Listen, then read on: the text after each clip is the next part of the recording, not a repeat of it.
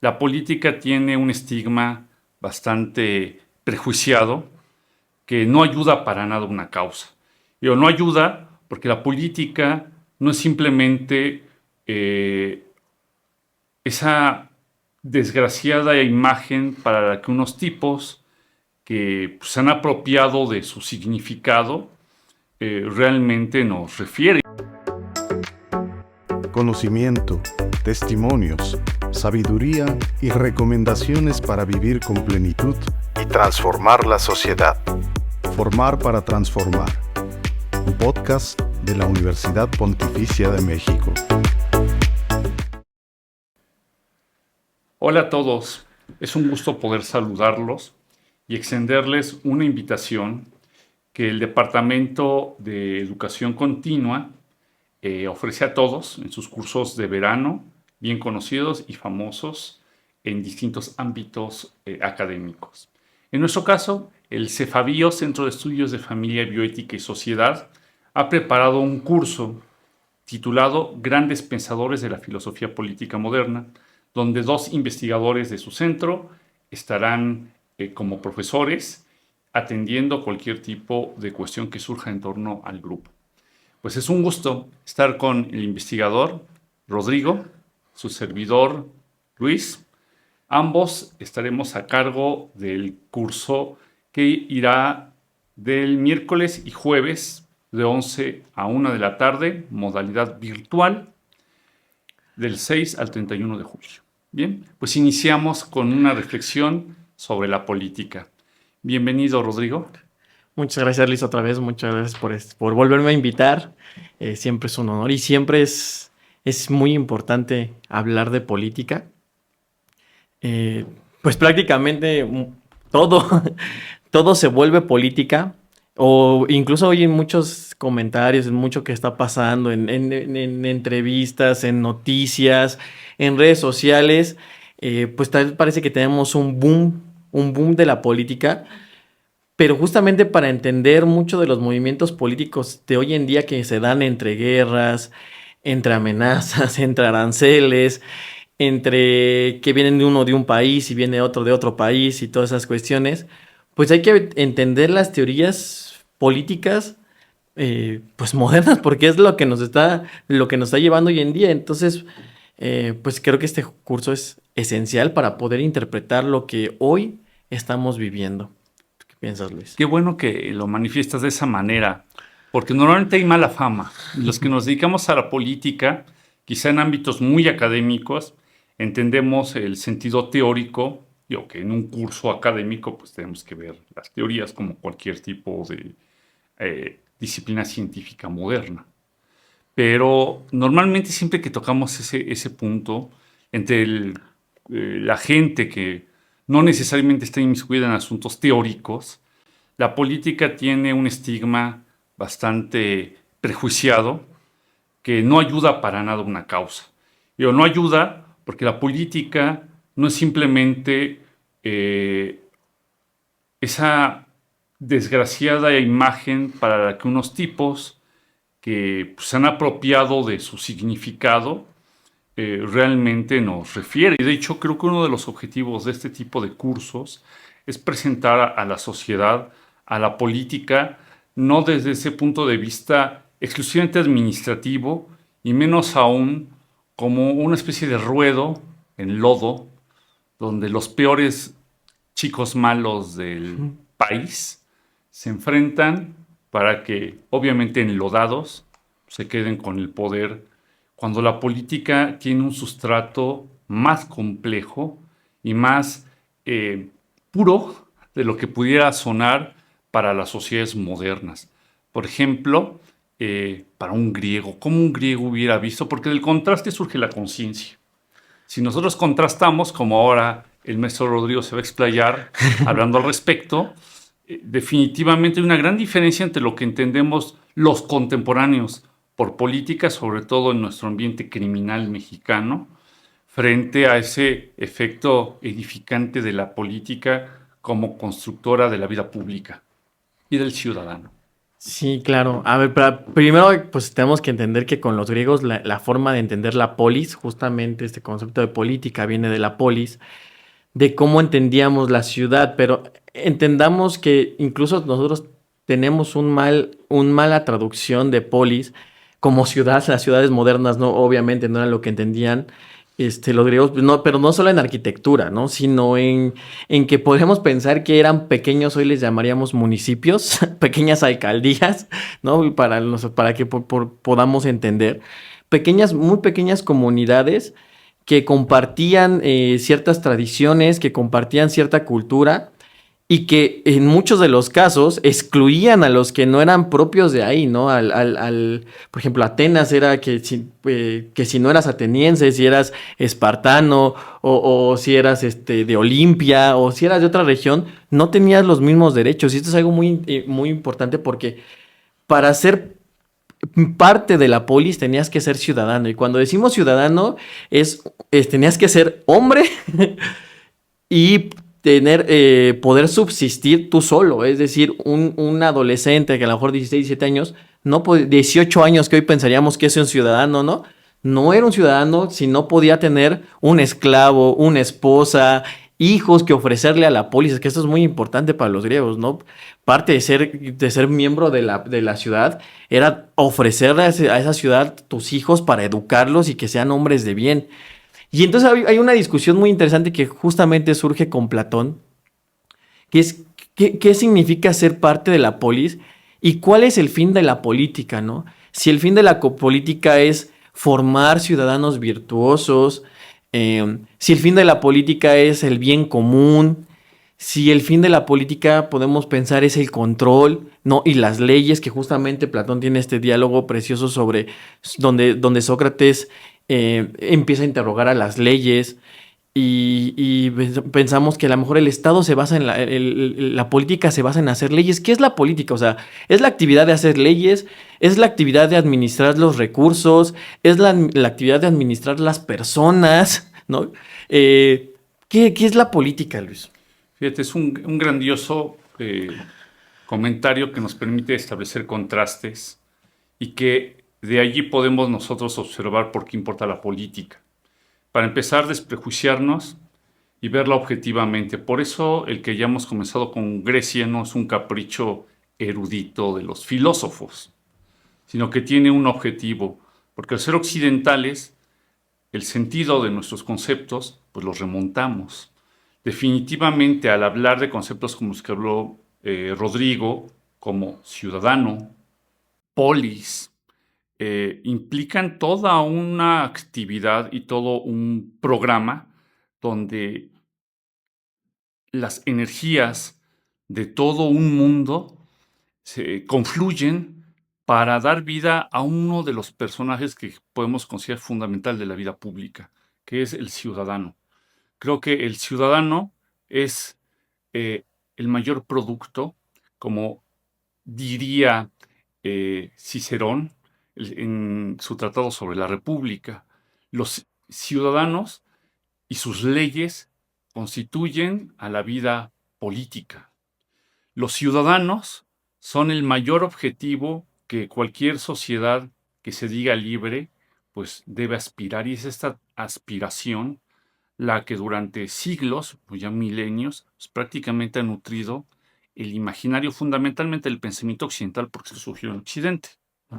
El pensamiento occidental para dotarse de ciertos fines, para la cual todas las instituciones se encuentren en común acuerdo y encaminadas. Nuestro objetivo es crear gente pensante, gente crítica, y sin embargo no nacemos siendo necesariamente entes críticos y mucho menos participativos, que es una de las grandes cuestiones de la política desde Platón, justamente cuando en el Gorgias, una de las cuestiones que aparecen allí es el hombre efectivamente es una criatura social, pero no política. Necesitamos del otro, pero ahora estar con los otros, no nos soportamos y nos conflictuamos. Y es esa conflictividad la que pues, nos debe de obligar a ponernos de acuerdo y para empezar a desarrollar recursos tan importantes como el lenguaje, en donde, pues obviamente nuestras discusiones, porque afortunadamente la libertad también es expresión de la diversidad de pensamiento, de ser, y obviamente hay momentos donde se choca, no es inevitable, ese no es el problema. El problema es que los sujetos que chocan no tengan los suficientes recursos para que su desacuerdo no se salga de control y genere violencia. La política es ese arte de saber conllevar el conflicto necesario, que es a su vez expresión de la pluralidad originaria del ser humano, hacia los mejores fines. Y los mejores fines es no matarse, sino que de los desacuerdos se construyan los recursos que terminen beneficiando a la sociedad. Pero te pregunto, no en este sentido de pensar que la política tiene como fin el control, puede llevar a ciertas teorías en donde, lejos de eso, permitir la libertad, la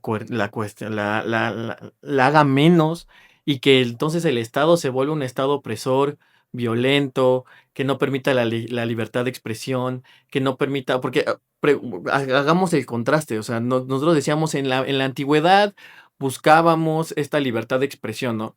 Y una de las críticas que justamente hacía Platón es decir, ¿qué pasa con esos sofistas que están en el mundo de la política, que no están buscando la verdad, sino su verdad para imponerse a través de discursos? ¿Realmente el Estado moderno quiere ciudadanos críticos? ¿No? ¿Realmente el Estado moderno en esta figura de control? Porque ahora hay que entender que en el modo de producción en el que está Platón, pues es esclavista. Si no tienen problema con eso, que también eso es político, ¿no? Hay que decirlo.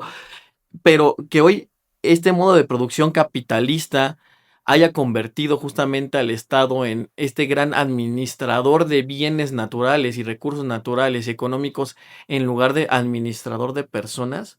Es decir, me hace este contraste entre la antigüedad y la modernidad, ¿no? ¿Queremos ciudadanos críticos? A la política contemporánea le conviene personas críticas o no? Y realmente la política sigue siendo esta cuestión de control o de control de control de ciudadanos o de control de recursos.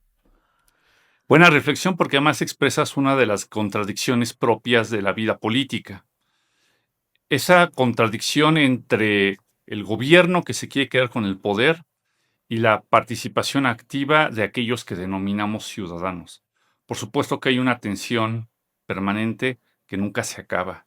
Y por supuesto hay momentos quizá donde esa tensión puede ser un poco más laxa o en otros donde definitivamente pueden llegar incluso a la fractura cuando un gobierno se quiere quedar pues, con lo que es del pueblo, que es la cosa pública. La ocupación del ágora, la ocupación del espacio público donde confluye la información, es el sueño de los tiranos. Y por supuesto, es una amenaza permanente. Las amenazas son una realidad de la vida social y el mejor parapeto para conflictuarse o prevenir es justamente la ciudadanía. Hay una metáfora que además es historia, cuando en la invasión de los persas, los atenienses consultan el oráculo de Delfos para ver cómo se van a defender. El oráculo contesta que los muros de madera son los que van a proteger a Atenas. Bueno, eso generó enormes debates entre los tomadores de decisiones atenienses y llegaron a la conclusión de que los muros de madera pues no eran las fortalezas o las murallas de la ciudad, sino eran su flota donde el pueblo, donde sus ciudadanos se iban a guarecer e iban a salir. Cuando llegaron los persas, quemaron Atenas, pero Atenas sobrevivió, porque Atenas no eran los edificios, Atenas eran los ciudadanos, que obviamente cuando retornan a su tierra y ganan, por cierto, la guerra, pues una escena famosísima de las guerras médicas, reconstruyen la ciudad y vaya que la reconstruyen y la terminan siendo la gran potencia que va a ser unos años después durante la época clásica. Entonces, los ciudadanos pues se la van a vivir permanentemente en conflicto. La amenaza es una realidad de su situación. La vida activa, como diría Hannah Arendt, que es, por cierto, uno de los personajes que veremos en el curso, resalta el papel del ciudadano y que para llamar a la política política, justamente lo que necesita es el espacio público.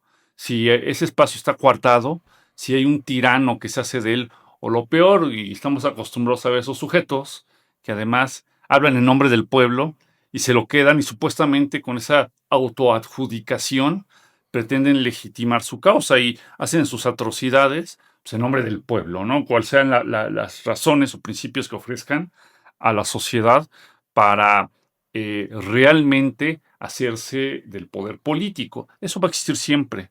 La política es todo menos aburrida. Y para quien piense que la política es una estática o es el dominio de un montón de demagogos, no es cierto. Es un conflicto permanente. Así es la amenaza. Sí, sí, sí existe eso. Como todo de lo que procede del ser humano, es conflictivo. Y nos la vamos a vivir peleando. Pero para ese pleito, pues hay que dejar de ser simplemente un enfrentamiento callejero y vil, pues para transformarse en algo benéfico, en donde a partir de la pluralidad de pensamiento de los ciudadanos, pues terminemos construyendo instituciones donde sin coartar la libertad del otro, se perfeccionen nuestros modelos donde los ciudadanos puedan ser libres.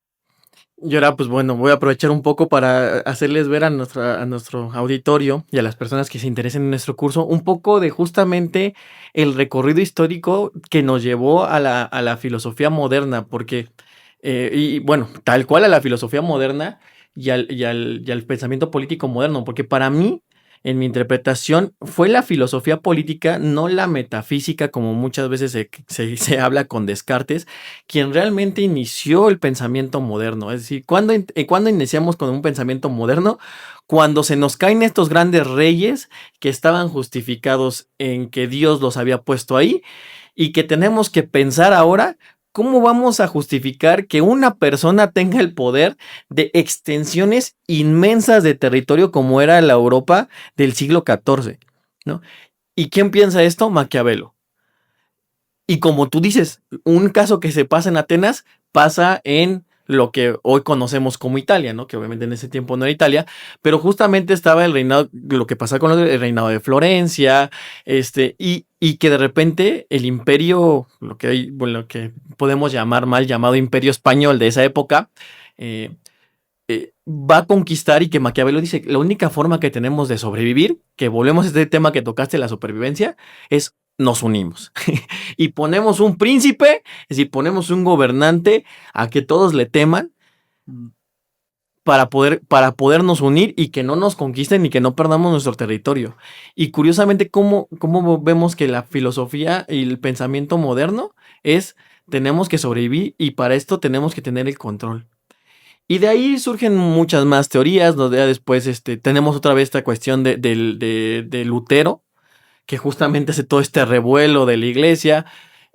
Nos vamos después con Kant, ¿no? Para ver la autonomía del Estado y cómo podemos hablar un poco de autonomía. Y empiezan otros movimientos políticos que justamente van a ser heredados de Maquiavelo.